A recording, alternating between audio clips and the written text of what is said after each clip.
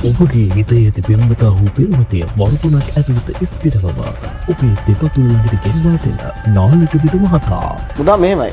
මේ වසීගුරුකමක් කරගන්නව නම් සාමාන්‍යයෙන් දෙන්නෙක්ගේ බැදීමක් ඇති වෙන්න ඕනේ. දැක්ක බලයට කවදාකවත් වසීගුරුකමක් කරන්න බෑ පුතේ. දෙන්නගේ ආදර සම්බන්ධයක් තියෙන්නම ඕනේ. ඕනම දෙන්නෙක්ගේ දෙයක් කරලා දෙන්න පුළුවන් මට.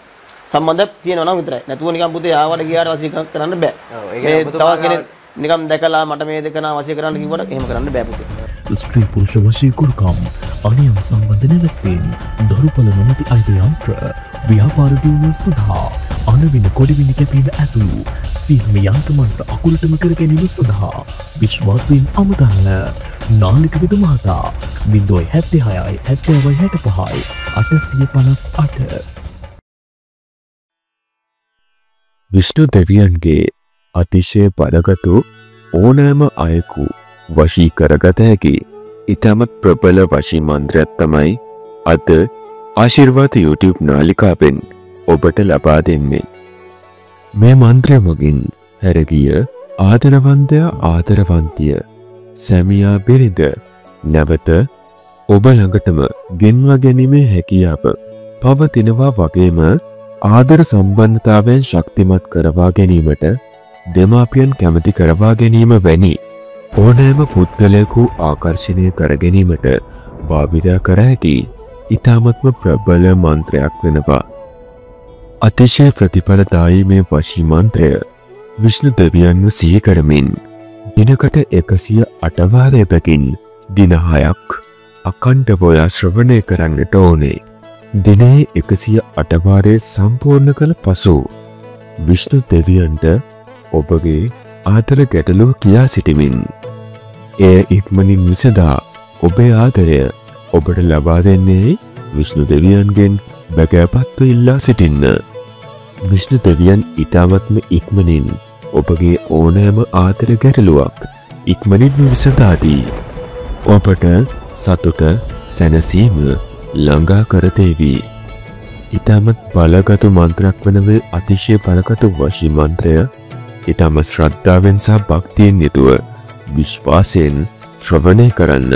මන්ත්‍රය ගායනා වෙන ගමන් ඔබත් සෙමෙන් මුමුණන්න. දින 6ක් යන්නට පෙර ඔබගේ ඕනෑම ආදර ගැටලුවක් මෙයින් විසඳා ගන්නට පුළුවන්. මෙවන් මන්ත්‍ර ශ්‍රවණය කිරීමට ලැබීමත් ඔබ පෙර කරපු පිනක්සේ සිතාගෙන මේ වශී මන්ත්‍ර හොඳින් ශ්‍රවණය කරන්න. මේ වශී මන්ත්‍රය ශ්‍රවණය කර ඔබට ප්‍රතිඵල ලැබුණු පසු යම් කිසි පිනක් සිදු කර ඒ පින විෂ්ණු දෙවියන්ට අනුමෝදන් කර සිටින්න. එමගින් විෂ්ණු දෙවියන් ඔබ ගැන පැහැදී ඔබට තව තවත් පිහිට වෙනවා ඇති. මේ වශී මන්ත්‍රය මගින් අද දිනේදී ඔබට ප්‍රතිඵල ලැබෙනවාමයි. ඒ වගේම මේ වශී මන්ත්‍රය ශ්‍රවණය කර බොහෝ දෙනාට ඉතාමත් ඉක්මනින්ම ෂණික ප්‍රතිඵල ලැබිලා තිබුණා. ඒක නිසා තමයි අද අපි මේ විශේෂ දවසේදී ඔබට මෙම වශී මන්ත්‍රය ශ්‍රවණය කිරීමට ලබා දුන්නේ. තුන් ලෝකයම ආරක්ෂා කරන විෂ්ණු දෙවියන්, සම්බුදු ශාසනය සුරක්ෂිත කරන විෂ්ණු දෙවියන් අද ඔබ දෙස බලනවා. අපි අනන්තවත් විෂ්ණු දෙවියන්ගේ මන්ත්‍ර ඔබට කලින් ලබා දීලා තියෙනවා. ඉතින් ඒ මන්ත්‍ර මගින් ගොඩක් ජනතාව ඉතාමත් සාර්ථක ප්‍රතිඵලත ලබාගෙන තිබුණා. ඒ වගේම ඉතාමත් ක්ෂණික සාර්ථක ප්‍රතිඵල ලබා ගන්නට පුළුවන් වන ඉතාමත්ම බලගත් මන්ත්‍රයක් තමයි මේ ඔබට ගෙනල්ලා දීලා තියෙන්නේ. ඉතින් මේක ශ්‍රවණය කිරීමේදී නිෂ්කලංක පරිසරයකට ගොස් කිසිම ශබ්දයක් බද්ධයක් නැති තැනක හෑන්ඩ් ෆ්‍රී හෝ හෙඩ්ෆෝන්ස් භාවිතා කරමින් මේ ශ්‍රවණය කිරීමට හැකිනම් ඉතාමත්ම හොඳයි. ඒ වගේම මේ ශ්‍රවණය කිරීමේදී ඔබ ඇඳේ නිදියගෙන මේ මන්ත්‍ර ශ්‍රවණය කරන්නට එපා. හොඳ හිස් අසුනක වාඩි වෙලා කොන්ද ඍජුව තබාගෙන මේ වශී මන්ත්‍ර ශ්‍රවණය කිරීමට පටන් ගන්න. ඒ වගේම ඔබ මේ මන්ත්‍රය ශ්‍රවණය කරන ගමන් මෙසේ සිතන්න. පින්වත් භගවත් විෂ්ණු දෙවියනේ, මාගේ ආදරය මට අද ලබා දෙන සේක්වා. මාගේ ජීවිතේ වටිනාම දෙය වන්නේ මාගේ ආදරයයි. ඒ මට රැක දෙන සේක්වා. ඔබ වහන්සේට පින්නත් වේවා කියන ප්‍රාර්ථනාව විෂ්ණු දෙවියන් වෙනුවෙන් හදවතින්ම සිදු කරන්න. ඔබට අද විෂ්ණු දෙවියන් අනිවාර්යෙන්ම පිහිට වෙනවා. ඒක ස්ථිරයි. ඔබට විෂ්ණු දෙවියන්ගේ පිහිට ආරක්ෂාව ආශිර්වාදය ඇල්ම බැල්ම නොමදව ලැබේවා. ඔබගේ සියලුම දුක් ගැටලු දුර වී ඔබගේ ජීවිතය සාර්ථකත්වයට පත් වී ඔබ බලාපොරොත්තු වන ආදරය ඔබට ලැබෙන්න කියලා ආශිර්වාද අපි හදවතින්ම ඔබ වෙනුවෙන් ප්‍රාර්ථනා කර සිටිනවා.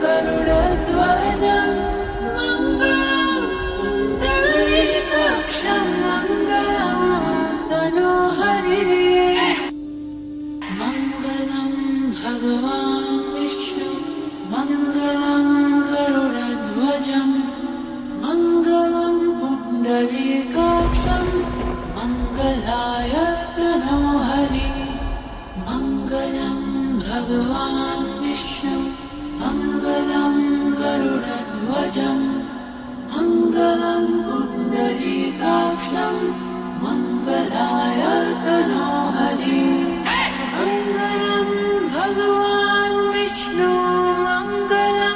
गरुडध्वजं मङ्गलं पुण्डरीकाक्षं मङ्गलं तनोहरिः मङ्गलं भगवान् विष्णु मङ्गलं गरुडध्वजं मङ्गलं पुण्डरीकाक्षं मङ्गलं तनोहरिः मङ्गलं भगवान् विष्णु मङ्गलं गरुडध्वजं मङ्गलं पुण्डरीकाक्षं मङ्गलाय तनोहरिः मङ्गलं भगवान् विष्णु मङ्गलं गरुडध्वजं मङ्गलं पुण्डरीकाक्षं मङ्गलाय तनोहरिः मङ्गलं भगवान् विष्णु मङ्गलं गरुडध्वजं मङ्गलं पुण्डरीकाक्षं मङ्गलं तनोहरिः मङ्गलं भगवान् विष्णु मङ्गलं गरुडध्वजं मङ्गलं पुण्डरीकाक्षं मङ्गलं तनोहरिः मङ्गलं भगवान् विष्णु मङ्गलं गरुडध्वजं मङ्गलं पुण्डरीकाक्षं मङ्गलाय तनोहरिः मङ्गलं भगवान् विष्णु मङ्गलं गरुडध्वजं मङ्गलं पुण्डरीकाक्षं मङ्गलाय तनोहरिः मङ्गलं भगवान् विष्णु मङ्गलं गरुडध्वजं मङ्गलं पुण्डरीकाक्षं मङ्गलं तनोहरिः मङ्गलं भगवान् विष्णु मङ्गलं गरुडध्वजं मङ्गलं पुण्डरीकाक्षं मङ्गलं तनोहरिः मङ्गलं भगवान् विष्णु मङ्गलं गरुडध्वजं मङ्गलं पुण्डरीकाक्षं मङ्गलाय तनोहरिः मङ्गलं भगवान् विष्णु मङ्गलं गरुडध्वजं मङ्गलं पुण्डरीकाक्षं मङ्गलाय तनोहरिः मङ्गलं भगवान् विष्णु मङ्गलं गरुडध्वजं मङ्गलं पुण्डरीकाक्षं मङ्गलं तनोहरिः मङ्गलं भगवान् विष्णु मङ्गलं गरुडध्वजं मङ्गलं पुण्डरीकाक्षं मङ्गलं तनोहरिः मङ्गलं भगवान् विष्णु मङ्गलं गरुडध्वजं मङ्गलं पुण्डरीकाक्षं मङ्गलाय तनोहरिः मङ्गलं भगवान् विष्णु मङ्गलं गरुडध्वजं मङ्गलं पुण्डरीकाक्षं मङ्गलाय तनोहरिः मङ्गलं भगवान् विष्णु मङ्गलं गरुडध्वजं मङ्गलं पुण्डरीकाक्षं मङ्गलं तनोहरिः मङ्गलं भगवान् विष्णु मङ्गलं गरुडध्वजं मङ्गलं पुण्डरीकाक्षं मङ्गलं तनोहरिः मङ्गलं भगवान् विष्णु मङ्गलं गरुडध्वजं मङ्गलं पुण्डरीकाक्षं मङ्गलाय तनोहरिः मङ्गलं भगवान् विष्णु मङ्गलं गरुडध्वजं मङ्गलं पुण्डरीकाक्षं मङ्गलाय तनोहरिः मङ्गलं भगवान् विष्णु मङ्गलं